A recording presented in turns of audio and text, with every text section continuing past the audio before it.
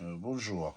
Ce qu'on va voir aujourd'hui, c'est l'intégrale, c'est la suite de la vidéo précédente, et on va faire le changement de variable. On va prendre cette intégrale comme exemple.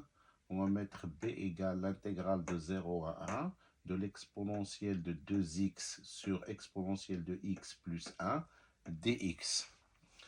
Donc on peut l'écrire autrement pour qu'on voit un peu le terme qu'on va changer. On peut l'écrire exponentielle de x au carré. Ça, c'est les propriétés de l'exponentielle. On peut mettre le carré à l'extérieur. Donc, c'est exponentielle de x au carré sur exponentielle de x plus 1 dx. Et toujours entre 0 et 1. Maintenant, ici, on remarque que c'est l'exponentielle qui nous pose problème. Donc, on va faire le changement de variable de cette exponentielle. Et donc, on va procéder à un changement de variable en posant t égale l'exponentielle de x.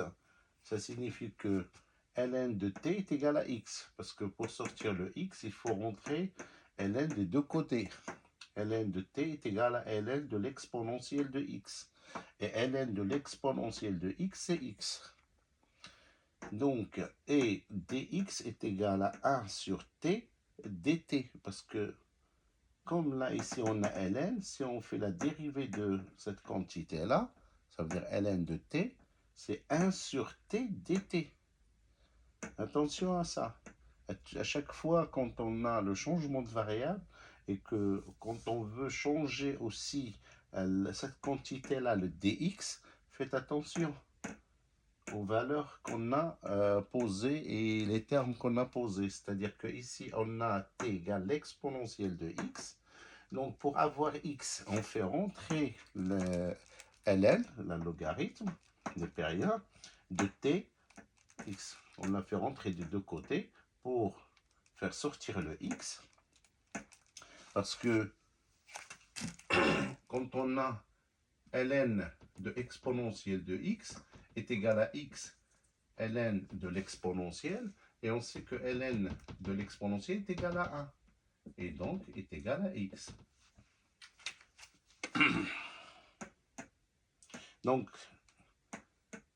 dx est égal à 1 sur t dt, parce que comme on a ln de t, si on fait la dérivée de ln de t, c'est 1 sur t, multiplié par la dérivée de t.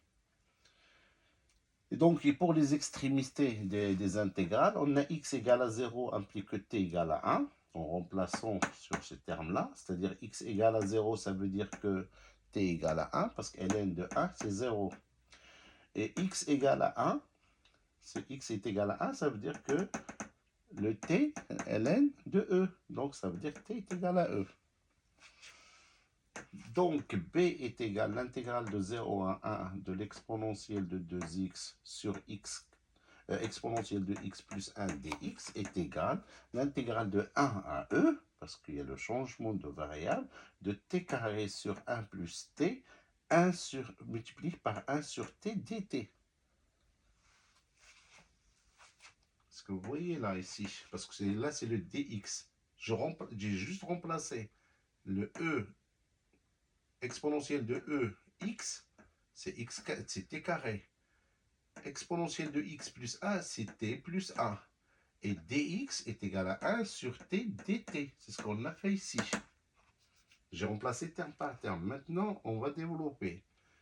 Comme ici, c'est un produit, on peut simplifier par t en haut et en bas. Et comme t, c'est positif, parce qu'il est compris entre 1 et e, donc c'est un terme qui n'est pas négatif, donc on peut, il n'est pas nul, donc on peut simplifier par t en haut et en bas, et donc ça nous reste t sur t plus 1 dt, entre 1 et 2, ok.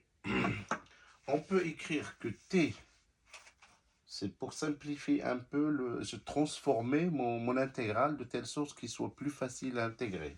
Et donc, je peux écrire que t est égal à t plus 1 moins 1. J'ai ajouté 1 et j'ai enlevé 1.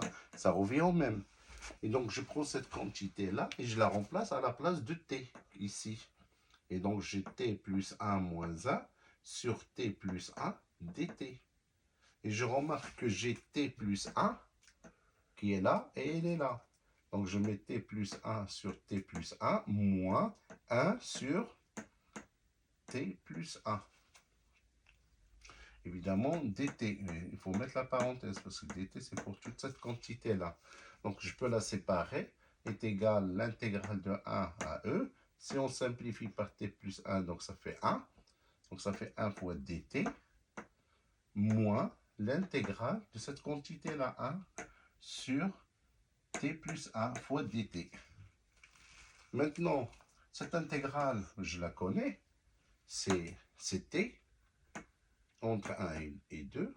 Et le primitive de 1 sur t plus 1, c'est ln de t plus 1 entre 1 et e.